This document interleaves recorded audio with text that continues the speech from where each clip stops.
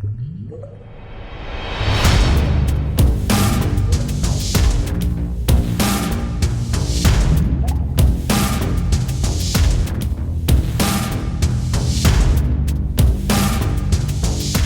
everybody, welcome to Board Online, Board Offline. Today we're bringing you part 2A of our Frosthaven instructional series. Now in this video we'll be covering the basic rules for gameplay, and this is going to be likely the longest video in the series.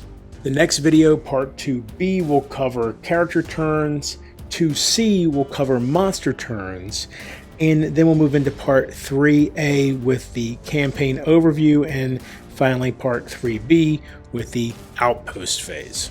And of course, if you haven't seen part 1, be sure to check that out, which covers everything you need to know to get started with Frosthaven. Now, before we get into this video, I do want to mention our sponsor, StoneValleyGames.com. This is a fantastic, friendly, distant game store run by Eric and Wendy.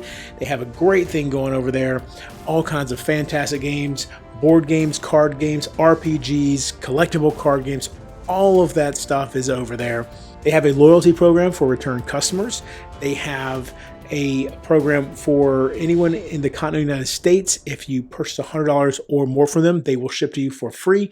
And then if you are in the United States military and you have an AA, AE, or AP address, they'll ship to you for free. So be sure to go check them out. There is a link in the description below.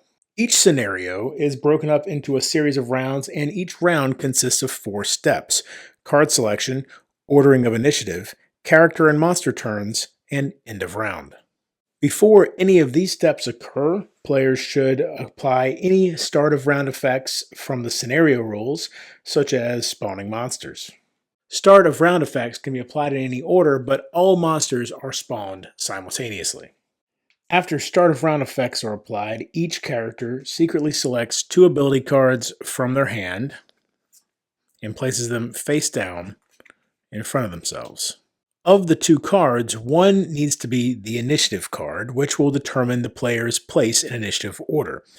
Alternatively, if a player has at least 2 cards in their discard pile, they can declare a long rest instead of choosing 2 cards from their hand. They will then perform their long rest on initiative 99 as their entire turn for the round, and they will not play any cards. Players should not show each other the cards that they have selected or give specific information about any numeric value or title on these cards. They are, however, allowed to discuss strategy and make general statements about their plans for the round. After each character has selected 2 ability cards or declared a long rest, reveal the selected cards for each character who will not be long resting. When doing so, it's important to know which card is the initiative card, and so when flipped over, the top card is the initiative card. Which means generally it's a good idea when you place them face down to have the initiative card be on the bottom. That way when you flip it over, it's already on the top and you don't have to think about which one was your initiative card. Players may now freely discuss their options with these cards. Once the player cards have been revealed, then also reveal 1 monster ability card for each monster set currently in play. It's important to realize that several monster types may belong to the same monster set, in which case they would all use the same monster ability deck. Determine the initiative order by comparing the initiative values on all revealed monster ability cards and character initiative cards. So we've got 15, 60, and 71. Take the initiative tokens for all monster sets and characters on the map and arrange them from lowest to highest. So in this case, we'd have Algok's Guard, Banner Spear, and then Bone Shaper. Remember that any character long resting has an initiative of 99. This now indicates the initiative order for the round. If there is an initiative tie, as you see here, both of these have 71, then you compare their second card to break the tie. So in this case, the Banner Spear has the faster initiative. However, if there had still been a tie at that point, then the party would decide the order for the characters. If there are multiple types of the same monster set present, then the special rules for the scenario will specify the order. If there is a tie between the character and the monster set, then the character will act first. In all other cases, the party will decide to break the tie. When it's the turn of a monster set, elites of that monster type will take their turn in ascending standing number order. Remember, the standing number is right here. Once all the elites of that type have gone, then the normal monsters of that type will go again in ascending order. Character summons take their turns during the summoner character's position on the initiative order, but they do that immediately prior to the character themselves. Multiple summons from the same character will take their turns in the order they were summoned. Finally, any character allies with numbered tokens will have their initiative value specified in the special rules. During their position in the initiative order, character allies take their turns in ascending token or standee order. The character and monster turns is step 3. Every figure on the map, both characters and monsters, will get a turn each round.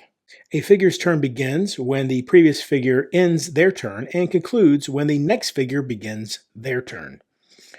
During a figure's turn, they will perform various actions and abilities based on their revealed ability card. During a figure's turn, they will perform various actions and abilities based on their revealed ability cards.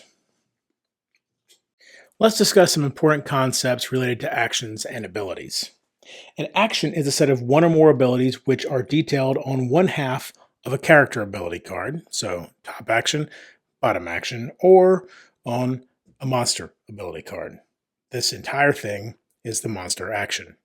Characters will normally perform 2 actions on their turn, the top action of one card and the bottom action of another. Monsters, on the other hand, will normally just perform 1 action, which is on their ability card. An action can be referred to by any of its abilities. For example, this action has both a move ability and an attack ability, and therefore it can be referred to as either an attack action or a move action. An ability is any grouping of text and or icons often found on an ability line that a figure can perform to interact with the map themselves or other figures. This line here is an ability line. If an action consists of multiple abilities, as this one does, these will be separated from each other by ability lines, as you can see. Abilities in an action are always performed in the order they are written. Figures cannot perform new abilities while resolving a different one, with the exception of abilities from attack modifier cards. Now, before we dive into more about specific abilities, let's look at some overarching concepts.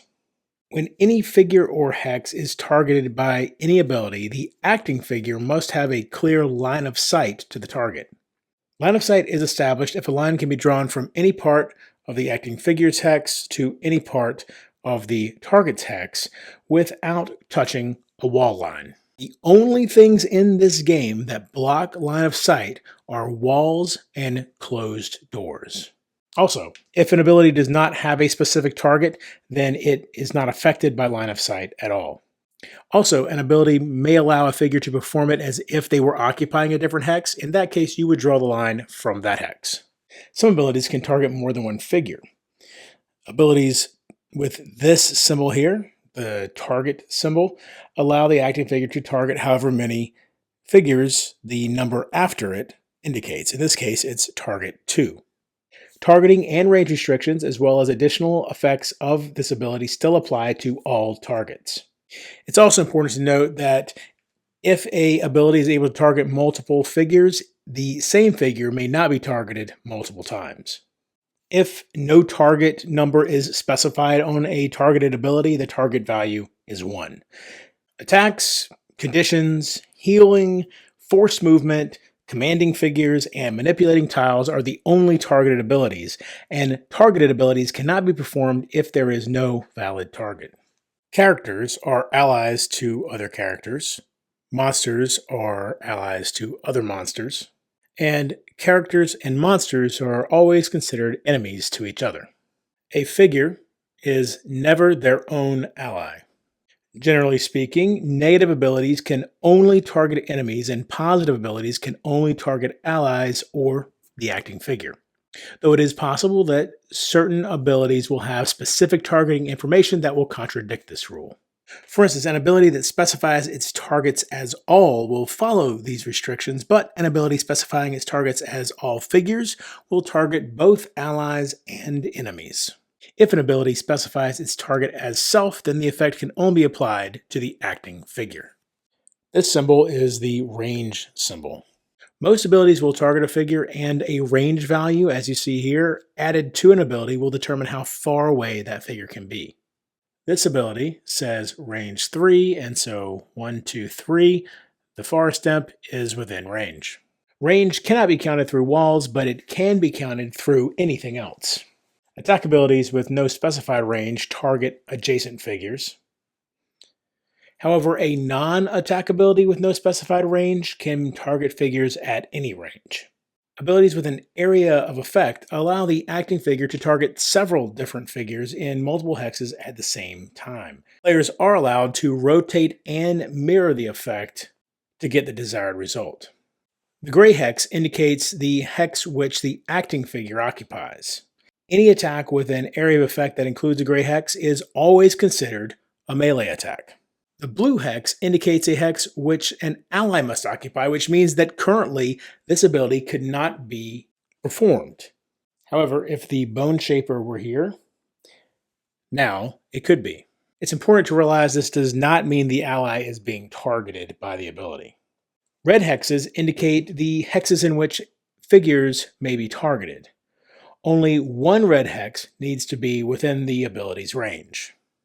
This initial hex does not need to contain a figure, but it cannot be inside a wall line, though other red hexes can be inside wall lines. So for instance, even though it's the banner spear performing this attack, this far step could be here, and it would still be struck by the unbreakable wall. It's important to realize that only figures within line of sight can be targeted for these area of effect attacks. Also, if an ally were inside one of the red hexes, they would not be attacked, nor are they targeted by negative abilities. The same way, enemies within red hexes are not targeted by positive abilities unless specifically stated otherwise. And if an area of effect ability has a blank hex, just keep in mind these are used as spacers between other types of hexes. If one of these abilities were to gain a +1 target, then an additional figure within the ability's range but outside the specified area of effect could be targeted. Added effects are attached to an ability and modify it in some way.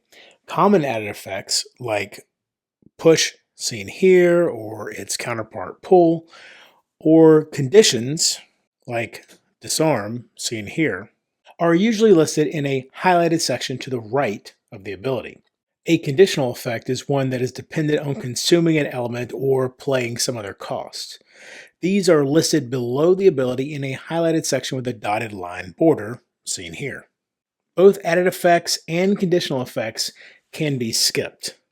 The character must choose to do so, though, before drawing an attack modifier card. If a conditional effect is skipped, the character may still pay the cost if they wish, but are not required to.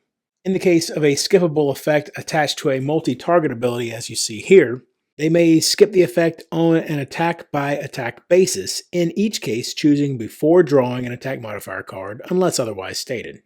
Also, more complex added effects might be written below the ability, but not all text below an ability is an added effect. Any text that provides rules for how the ability is performed is an inherent part of the ability, not an added effect, and cannot be skipped. Some actions have an elemental affinity associated with them. The elements in Frosthaven are fire, earth, ice, dark, light, and air. If an elemental infusion is depicted on an action, when the acting figure performs any part of that action, they must infuse the element at the end of their turn. As you can see here, Decaying Will infuses earth. To infuse an element, move its token to the strong column on the element board. A figure cannot infuse an element this way unless they perform at least one of that action's abilities. At the end of every round, all infused elements wane, moving one column to the left. Infused elements can be consumed to add effects to certain abilities or in some cases perform new abilities. This is represented by the element with the X symbol, as you can see here. and followed by the added effect. If that element is strong or waning, it can be consumed.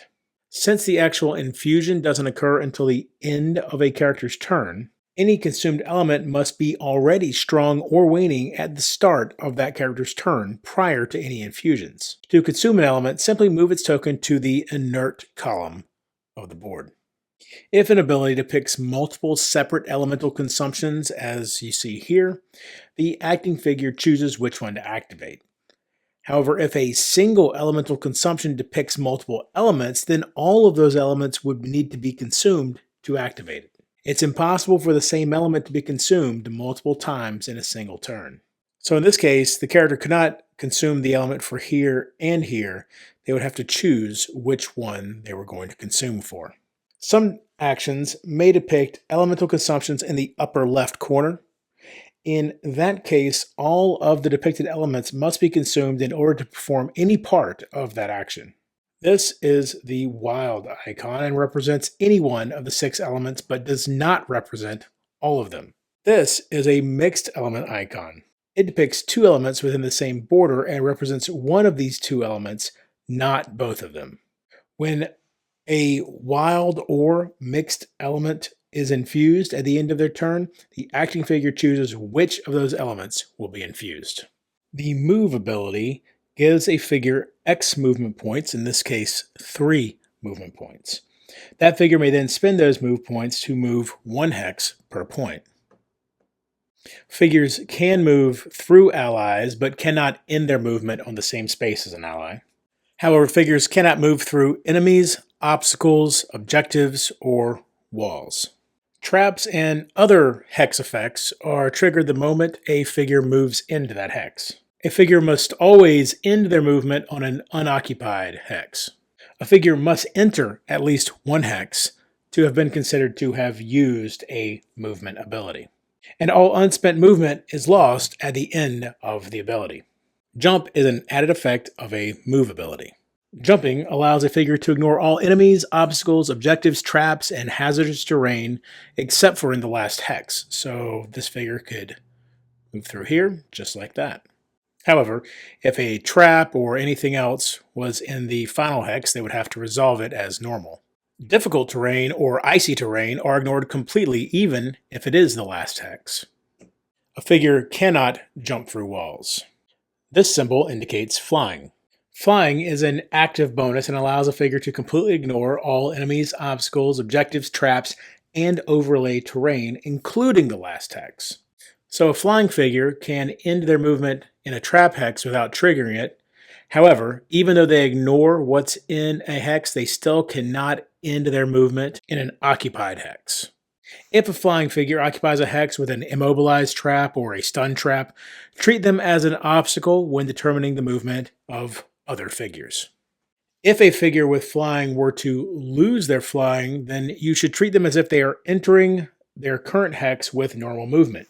Let's say that this is an obstacle rather than difficult terrain and the flying figure were here.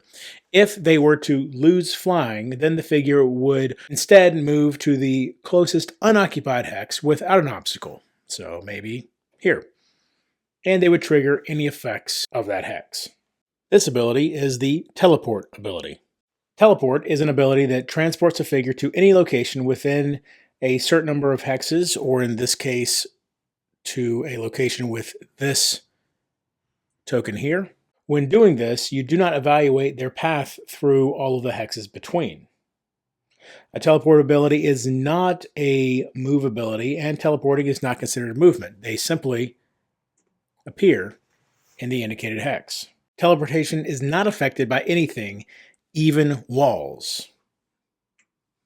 A figure can only teleport to a valid hex, and any effects of entering that hex do still trigger normally, unless otherwise stated, of course. A figure cannot teleport into an unrevealed room, but they can teleport into a hex with a door, opening the door as a result. This is the attack symbol. Attack is a negative targeted ability that allows a figure to deal a base amount of damage, in this case 3, to an enemy within the specified range, in this case 3. An attack with no specified range, such as this one, has a range value of 1 and is always considered a melee attack. This is capable of targeting adjacent enemies only, unless otherwise stated, of course. This also means that if a ability were to add +1 range to a melee attack, it would now be range 2. An attack ability is an ability that consists of one or more separate attacks, so this entire thing would be considered an attack ability. And an attack action is any action that contains at least one attack ability, so this is considered an attack action. The order in which the attack modifiers are added together is important. When an attack is performed, the base attack value written on the card can be modified in 4 different ways, and it must be in the following order. First, all applicable attack bonuses and penalties such as plus or minus effects are applied. For instance, here, if you're able to consume the air element, then +1 damage and advantage and 1 experience point will be applied to this attack. If there are multiple bonuses or penalties, the party chooses the order in which they are applied. Second, an attack modifier card is drawn and added or subtracted to the attack. Third, the target's shield is applied. And finally, if the target has the ward or brittle condition, they are applied. If the target has both conditions, they negate each other and are removed. Once all modifications have been applied, the target suffers the resulting amount of damage. At this point, if the target has any abilities or effects which can negate a source of damage, including losing cards to negate damage, they may apply them now. These steps are repeated for each individual target of the attack ability, which means in the case of something like a breakable wall, if 3 different enemies are attacked, then 3 different attack modifier cards will be drawn. And it may or may not matter. Once the effects of a drawn attack modifier card are applied, it is placed in the discard pile. It's important to realize that attack modifier cards are only drawn for attacks. They are not used for any other type of effect that deals damage, such as traps. It's important to remember that characters each have their own deck with a number 1, 2, 3, or 4, while monsters all share the same deck. And if the scenario includes character allies, they will have their own deck as well, marked with this A. Characters, monsters, and allies all start with a standard deck, which has 6 plus 0s, 5 plus 1s, 1 plus 2, 5 minus 1s, 1 minus 2, a null card, and a ×2 card. However, characters will be able to customize their decks over time through perks, allowing for other very diverse effects. An attack modifier card might contain any of the following. The modifier value is, of course, the most common, and this value modifies the attack value as we've discussed. A null card like this one reduces the final attack value to 0 regardless of all the other modifiers. It's important to realize that with a null card, conditions from the attack will still take effect. The 2x modifier card doubles the current attack value. This card in particular is why it's so important to add all of the attack value modifiers in the correct order. The next 2 cards I'm going to show you, you can obtain as a result of perks for the Banner Spear. So they're not really spoilers because all of the Banner Spear's perks are listed right there when you open the Banner Spear package, but I did want to give you fair warning. Some attack modifiers will have added effects, such as elemental infusions, conditions like this one, or other added effects. When activated, these added effects function exactly as if written on the attack ability itself. When a rolling modifier is drawn, seen here, the attack draws additional modifiers. These additional modifiers are drawn one at a time until a non-rolling modifier is drawn. All of the drawn modifiers can then be applied in any order. Bless and Curse cards are returned to the supply once resolved. They are not placed in the discard pile. Every curse card will either have this symbol or a monster M to indicate whether it is used in character and ally decks or the monster deck. The shuffle icon right here indicates that at the end of the round in which this modifier was drawn, the deck should be shuffled, including the discard pile.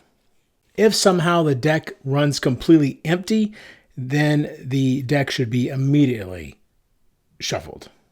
This shuffle is performed immediately if the deck is empty when a modifier must be drawn. An attack effect is an effect attached to an attack, such as this push icon.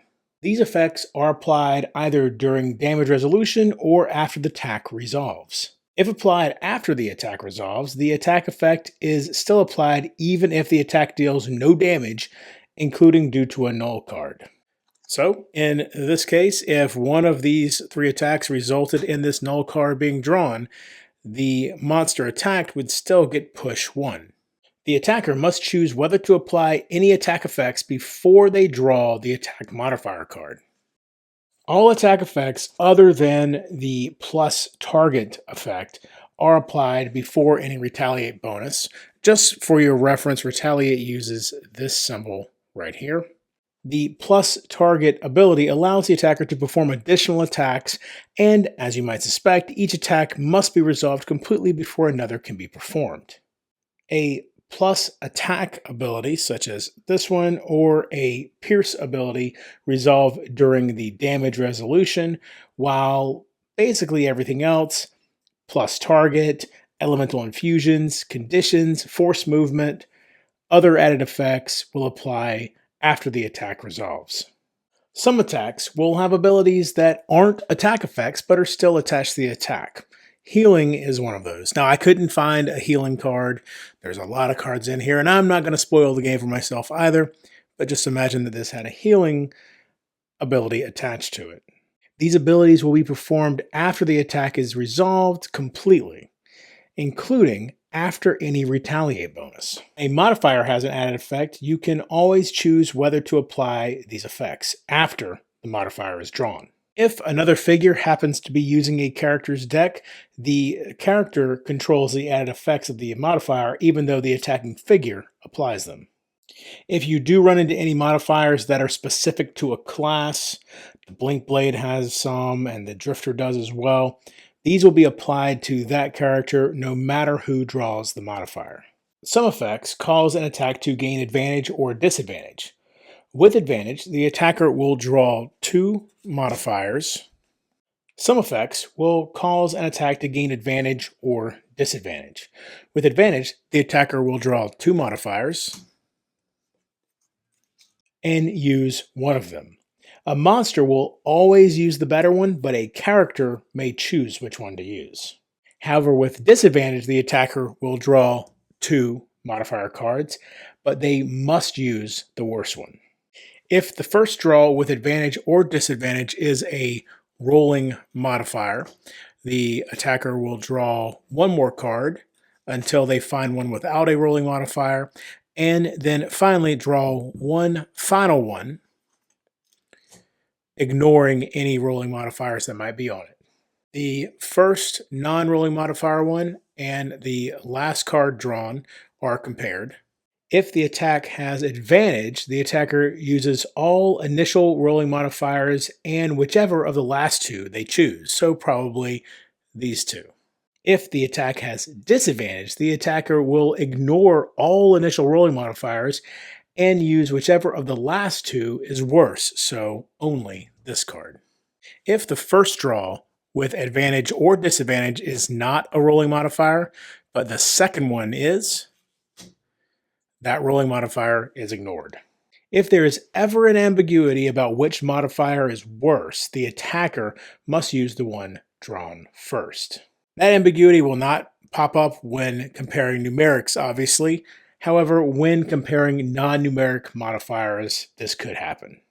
All non-numeric effects should be considered to have a positive but undefined value. It's also important to realize an attack cannot gain multiple instances of advantage or disadvantage. And if an attack has both advantage and disadvantage, then instead it's considered to have neither. A ranged attack on an adjacent enemy always has disadvantage. This symbol is the Pierce ability. Pierce is an added effect that reduces the target's shield by the indicated amount, in this case, 3. Multiple pierce effects can be combined. And so, if Tip of the Spear was used against the Wind Demon, it would break through the Wind Demon's entire shield. A condition ability is a positive or negative targeted ability, depending on the specified condition. In this case, we have Disarm. This causes the target of the ability to gain that condition. When a monster gains a condition, other than Bless or Curse, place the matching token on its stat sleeve in the right slot. Or, if you want to, and this is what I prefer to do, I'll actually place this token directly next to the standee on the board. Bless and Curse tokens are only used to track the effect of traps. This is because if a figure is blessed or cursed, a Bless or Curse card will be shuffled into their attack modifier deck. Once a condition is gained, it remains until the requirements for its removal are met. This player reference card makes it very easy to keep track of how each different condition is removed. Neither positive nor negative conditions can be removed voluntarily. Also, a figure cannot have multiple instances of the same condition. However, if a figure gains a condition that they already have, the duration of that condition resets. Any condition that would be removed at the end of a figure's turn will only be removed after all other end-of-turn effects are resolved.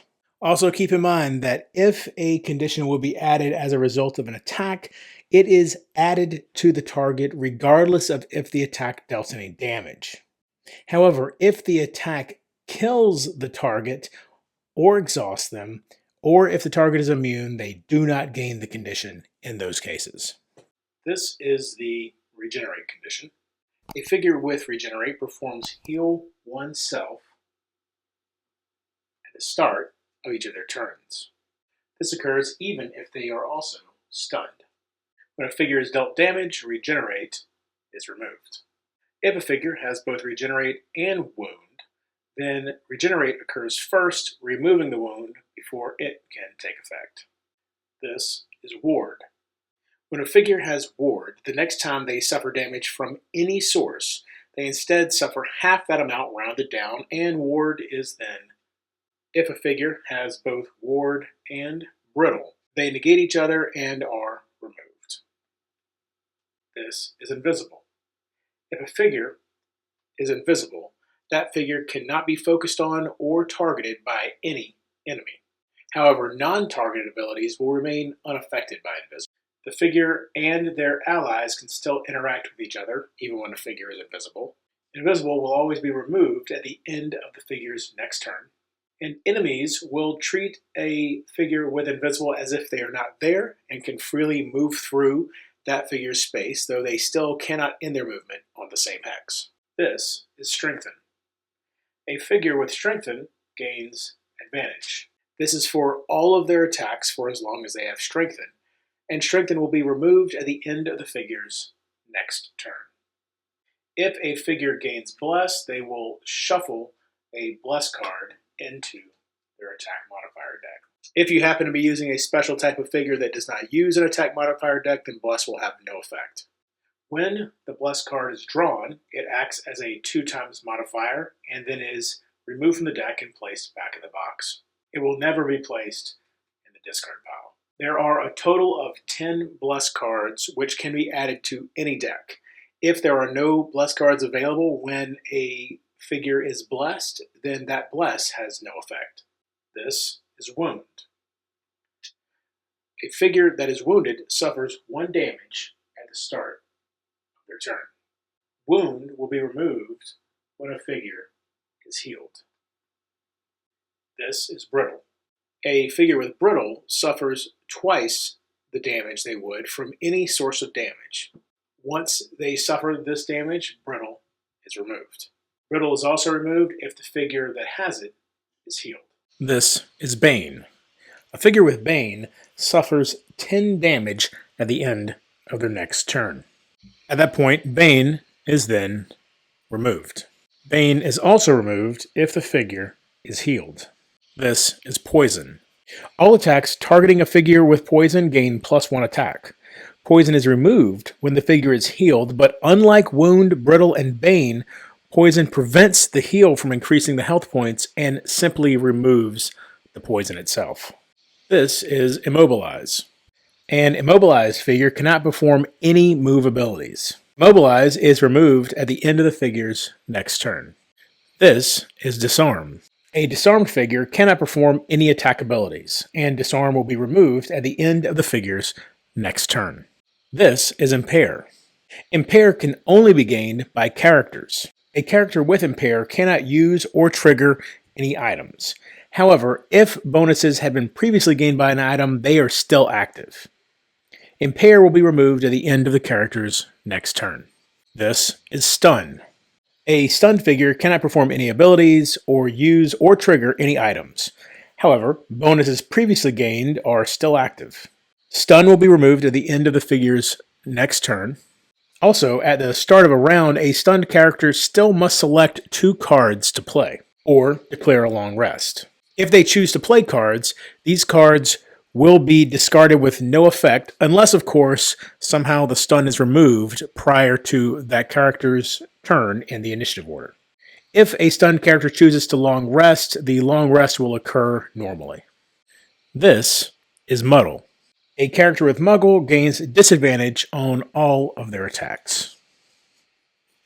Muddle is removed at the end of the figure's next turn. When a figure is cursed, they must shuffle a curse card into their attack modifier deck. If it's a figure that does not have an attack modifier deck, then the curse has no effect. Curse cards with an M icon can only be shuffled into the monster attack modifier deck, and a curse with this icon can only be shuffled into a character or an ally attack modifier deck. If there are no appropriate remaining curse cards, then the curse has no effect. If a figure has immunity to curse, that would prevent the curse card from being added to their deck, but would not prevent them from resolving a curse card when drawn from their deck. When a curse card is drawn, it acts just like a null card, but then it is returned to the box rather than placed in the discard pile. Curse cards will never be placed in the discard pile. This is the Heal icon. Heal is a positive targeted ability that allows the target to heal the indicated amount of damage, increasing their current hit point value. Characters heal by rotating their health dial, as you just saw. Monsters heal by removing damage tokens from their section of the monster card. A figure's current hit point value can never exceed their maximum hit point value. So in the case of the Banner Spear, if she was level 1, her max hit point value was 10. And so Heal 3 would just take this up to 10 and couldn't actually go to 11. It is permitted to perform a heal ability on a character that is already at their maximum hit point value. There are attack modifier cards that will have a heal effect on them.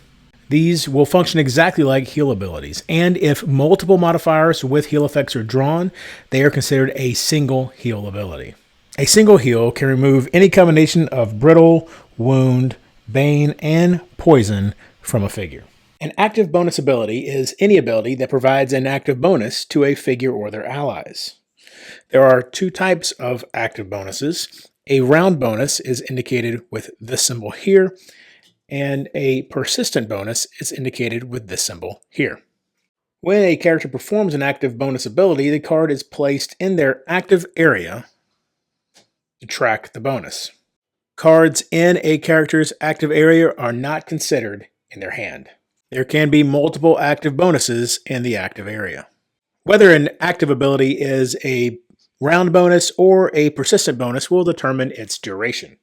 When the bonus expires, even if the action has other active bonus abilities, the card is removed from the character's active area and placed in their discard pile or their lost pile, depending on whether the action has a lost icon. This is a lost icon, so if this active bonus were in the active area and then were removed from the active area, it would go into the lost section. A round bonus activates when the ability is performed and expires at the end of the round. A persistent bonus activates when the ability is performed and expires when the specified removal condition has been fulfilled. If the bonus has limited uses, then these are tracked by a series of use slots, as you see here. When the card is placed in the active area, a character token is also added to the card. The character token will always be added to the first slot. Each time the bonus is triggered, the token advances one slot, even if no benefit is gained. If there are experience icons, the character will gain that when the token passes that icon. So moving here would not trigger that, but moving off the card would. When the token leaves the last slot, the bonus expires. And in this case, it would go into the lost pile. If no removal condition is specified, the bonus expires at the end of the scenario. The character may voluntarily remove a card with a persistent bonus, but may not voluntarily remove a card with a round bonus. This can be done at any time except during another ability. Actions with bonus abilities may also have other abilities, but these would only be performed when the card is initially played.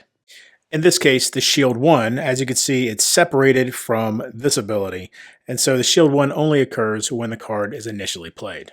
There are a wide variety of active bonus abilities, but we'll cover 3 common ones. Shield is a positive ability that gives the acting figure a shield bonus of the indicated amount.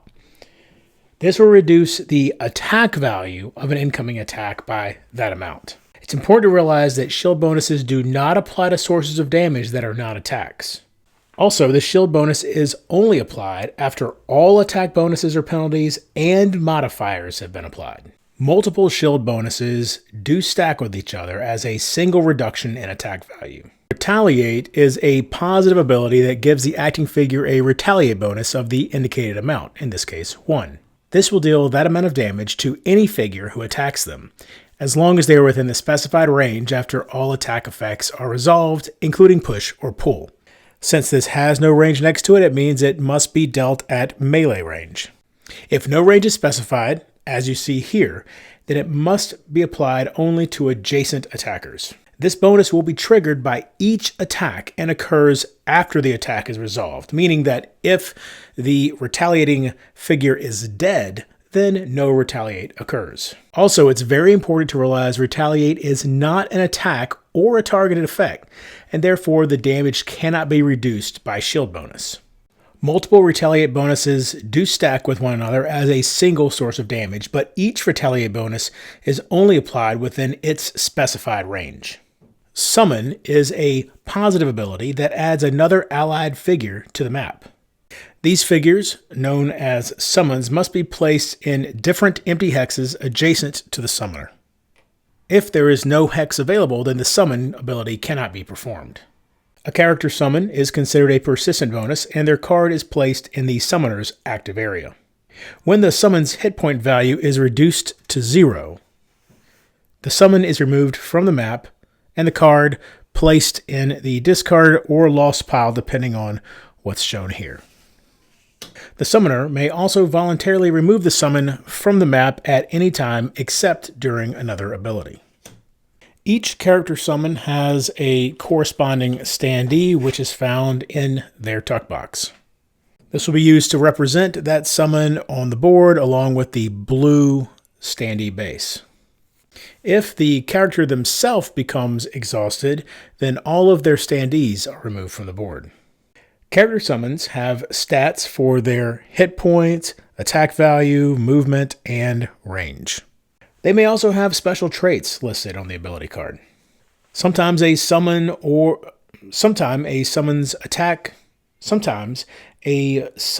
attack or move value may have a dash through it like this, which would mean that they are not able to do that unless something else provides them with that ability. As you can see here, this summon's range value has that dash, and so they do not perform ranged attacks again unless they are granted that ability. A character summon's turn in the initiative order is always directly before their summoner's turn, so in this case, in between the Banner Spear and Bone Shaper turns. Summons are not controlled by their summoner, but instead obey the automated monster rules, performing move +0 and then attack +0. A summon will use their summoner's attack modifier deck when attacking. If a character summon cannot find a focus, the summoner may choose for the summon to move toward them instead. A character is allowed to have multiple summons on the map at once. Each new summons card is placed to the right of the previous summons card in the summoner's active area.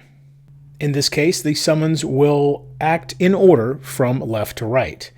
If there are multiple copies of the same summon on the map at once, the order in which they were summoned determines the acting order, and this can be tracked using their standee numbers. Also, a summon will never take a turn during the round in which it was summoned. Forced movement is any negative targeted ability that allows a figure to control another figure's movement or to teleport another figure. Forced movement must follow all normal movement rules for the target. For example, if a flying figure is forced to move, flying still applies. There are two primary forced movement abilities: push and pull. Push forces the target to move the indicated number of hexes away from the acting figure. When pushed, each individual hex the target enters must be farther from the acting figure than the previous hex it was in. So for instance, push 1 could not move this from here to here because it's still just one hex away from the banner spear. However, if it had started here, then it could push it from here to here because now it is 2 spaces from the banner spear. Pull forces the target to move the indicated number of hexes toward the acting figure. And just like with push, each individual hex entered must place the target closer to the acting figure. So in this case, 1, 2. But if it had started here, for instance, the banner spear could not go 1, 2 because this hex and this hex are the same distance from the banner spear. So if the ooze started there, the pull would pull it to here and then it would stop, or it would pull it to here and then it would stop. With both push and pull, the target moves up to the amount indicated. So in the case of this, the character could choose to have its target move just 1 space. So when a character performs push or pull, they decide the direction and the distance the target moves. When a monster performs a push or pull, the party will decide the direction, but the target must move as far as possible. Push and pull are unaffected by difficult terrain. However, all other normal movement rules are still applied, including the rules for flying figures. Also, a figure can still be pushed or pulled even if they are immobilized or stunned. However, it's important to realize that other types of force movement cannot affect figures with stun or immobilize. When push and pull are added to other abilities as an added effect, as you see here it's added to this attack, this will allow force movement of one or more targets of that ability. This occurs after the main effect is resolved. If the ability is an attack, as you see here, the target can be forced to move even if the attack dealt no damage. However, if the target is killed or if they were exhausted in case of a character, then they cannot be forced to move at that point. Also, multiple push and pull effects can be combined. And so, for instance, if you had a push 2 effect that was used at the same time as this one, that would make it a push 3 ability. Some abilities will cause a figure to suffer damage without an attack being performed. This damage is not modified by anything except for ward or brittle. This is the loot ability. Loot is an ability that allows a figure to loot any loot tokens and treasure tiles within the indicated range, in this case, range 1. This also includes the hex the figure is currently standing in. So with this loot 1 ability, the banner spear could get both this loot token and the treasure tile. This ability is unaffected by figures or overlay tiles. If there are no loot tokens or treasure tiles within the specified range, then the ability cannot be performed at all. When a loot token is looted, remove it from the map. If a monster was the one that did the looting, then nothing else will happen. If a character is the one who did the looting, then draw 1 card from the loot deck. If the loot card provides a random item, then the looting character checks off treasure ×1 in the scenario entries loot table, then draws 1 card from the random item deck. The character may then use this random item normally for the remainder of the scenario, even if it puts them above the limit for that type of item. If the random item deck were empty, then this card would instead be worth 3 coins. If the loot card provides money or resources, the looting character does not gain these until the end of the scenario. Monsters cannot loot treasure, so only characters can. When a treasure is looted, monsters can never loot treasure tiles. When a treasure tile is looted, it's removed from the map. If the looted treasure is a numbered treasure tile, as you see here, reference that treasure's number in the treasure index in the back of the main rulebook. Only the looting character will gain the reward listed, unless it is a random item blueprint or a random scenario, of course. If the looting character gains a copy of an item they already own, they must give it to another character or sell it immediately. This is the recover symbol. Recover is a positive ability that allows a character to recover discarded or lost ability cards. The character looks through their discarded or lost pile, selects the cards up to the number specified by the ability, and returns them to their hand. In some cases, the recover ability might allow a character to recover spent or lost items instead. The character rotates or flips those cards depending on their usage so that they can be used again. Commanding figures is a targeted ability that allows a figure to command another figure to perform certain abilities. There are 2 ways to command figures: grant and control. Grant allows a figure to grant an ability to any figure. The commanded figure then performs that ability. If the commanded figure is a character summon or character ally, the commanding figure decides how the ability is performed. So in this case, the Bone Shaper can grant 3 of her summons, attack +0 with curse, and then if there is dark to consume, poison can be added as well, and 1 experience point. Control allows a figure to control an ability of another figure. The commanded figure then performs that ability, but the commanding figure decides how the ability is performed. During this ability, the commanded figure treats the commanding figure's allies and enemies as their own allies and enemies. When a move ability is controlled, it is considered forced movement. In this case, you can see the Banner Spear is able to control the movements of their reinforcement summon. If an attack ability is granted or controlled, the commanded figure uses their normal attack modifier deck. An attack ability cannot be granted or controlled if the commanded figure has no valid targets or is affected by a negative condition that would prevent the attack ability. However, a figure that cannot normally attack or move can still be commanded to perform attack or move. Objectives, however, cannot be commanded. Manipulating tiles is any ability that allows a figure to alter the layout of overlay tiles on the map. There are 6 ways to manipulate tiles: create, destroy, relocate, moves, replace, and spring. I'm not certain what figures have these abilities, and since I don't want to dig through too many decks and spoil the game for myself, we're going to just use the Bone Shaper as an example figure to show you how these different manipulating tile abilities work. Create allows a figure to place an overlay tile. Destroy allows a figure to remove an overlay tile.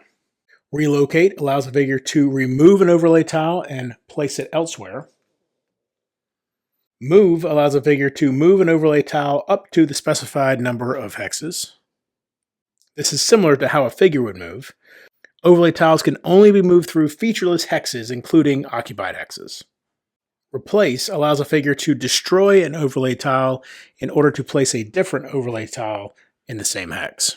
Spring allows a figure to destroy a trap and apply the effects of that trap to themselves unless otherwise stated. More than one overlay tile may never be in the same hex. Traps cannot be placed in occupied hexes. If hazardous terrain is placed in an occupied hex, the effects of the hazardous terrain do not affect the figure already in that hex. When manipulating tiles, you are not allowed to completely cut off a section of the map. So, for instance, if these are obstacles, another one could not be placed here to trap this enemy here. This would be the same even if the enemy wasn't here, because you would still be blocking off this hex from the rest of the map. And when overlay tiles are used to cover border hexes between two map tiles, players can never manipulate those overlay tiles. After all figures on the map have taken a turn, other than figures summoned during this particular round, of course, the end of round step begins. First, trigger any end of round effects in the scenario rules or on items or character ability cards. If any drawn attack modifier card or monster ability card has the shuffle icon on it, then shuffle that discard pile back into its deck. If any character ability card in a character's active area has a round bonus like this one, place it in the character's discard pile or lost pile as appropriate. At this point, any character who has at least 2 cards in their discard pile may perform a short rest. And finally, move any infused elements 1 column to the left on the element board. Now let's discuss some common scenario rules. These are additional rules that players are likely to encounter during certain scenarios. Certain figures will be allies of the party. I don't know if an ooze will ever be an ally, but just as an example, here you go. Each ally will be represented either by a monster standee, in which case their stats will be defined by their monster stat card, or by a numbered scenario aid token, in which case their stats are defined by the scenario rules. When multiple numbered tokens are used to represent allies, randomize them to determine their acting order. Just like summons, allies will not be controlled by any character and instead obey automated monster rules. And when allies attack, they will use the ally attack modifier deck.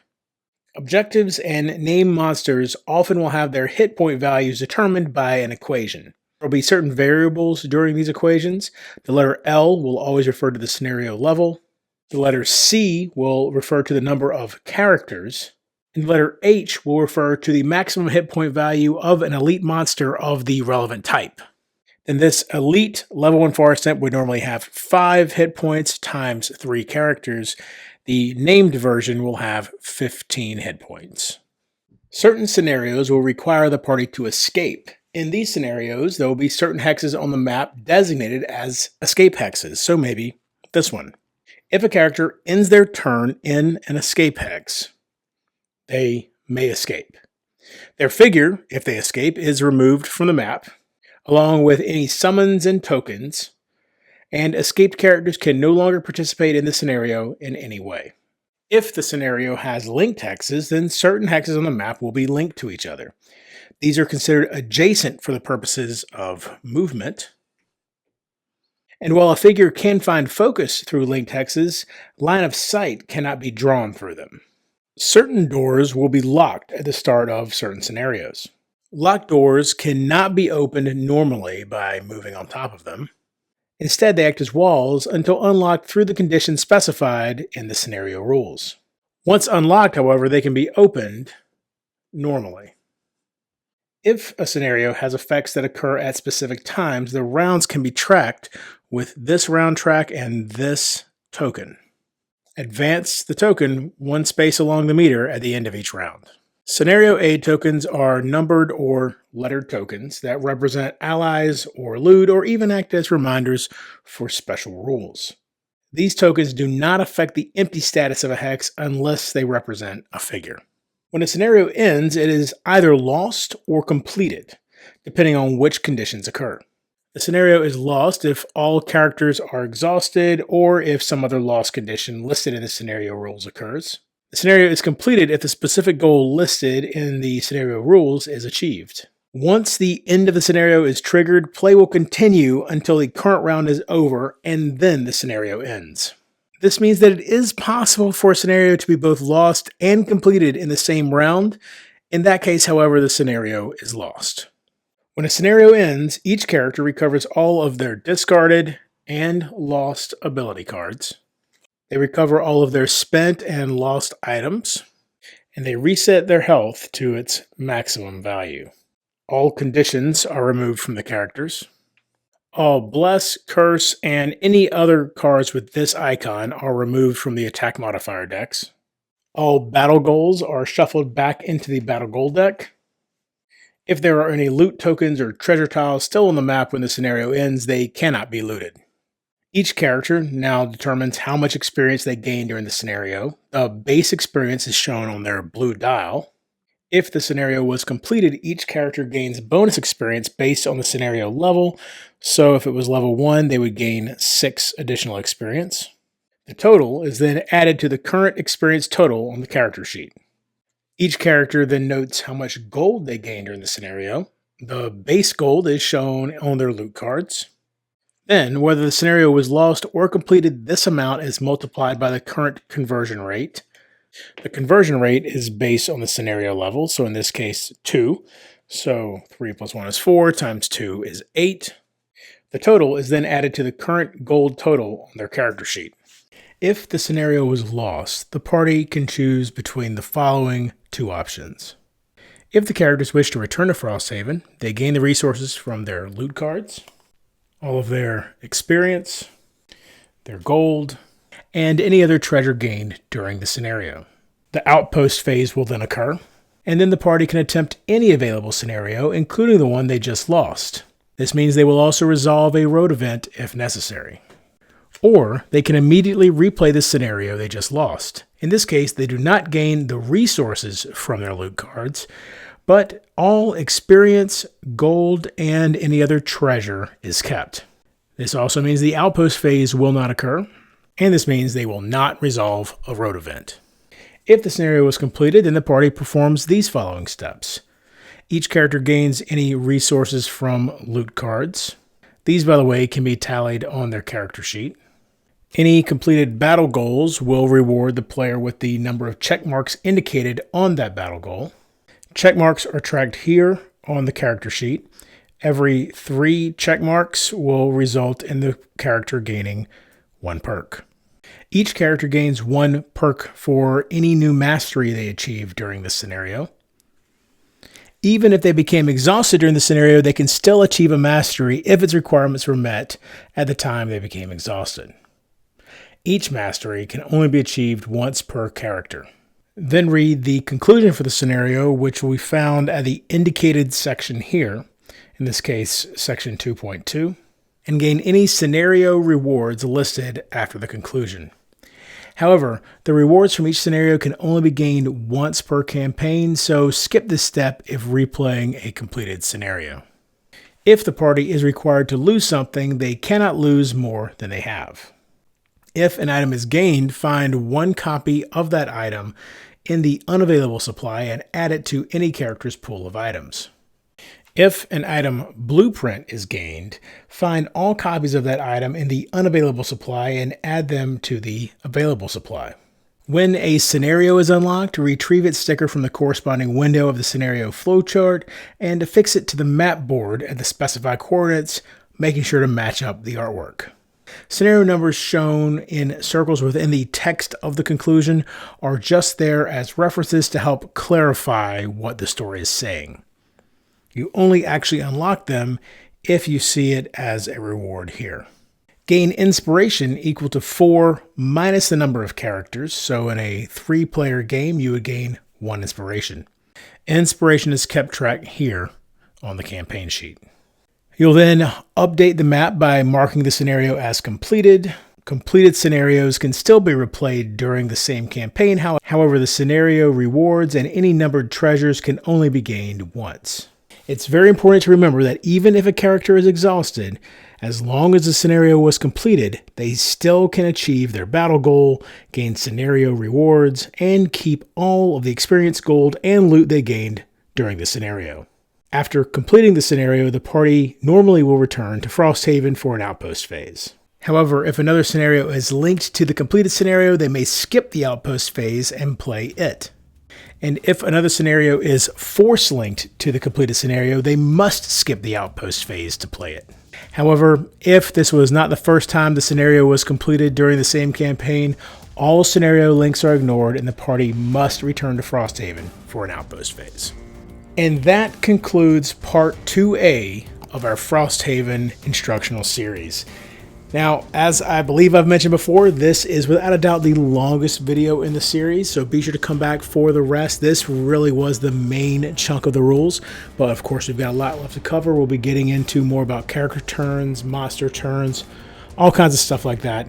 Come back and check all that out. We've also got How to Play Perdition's Mouth coming up soon. That will be part 3 of that series, the final part in that series.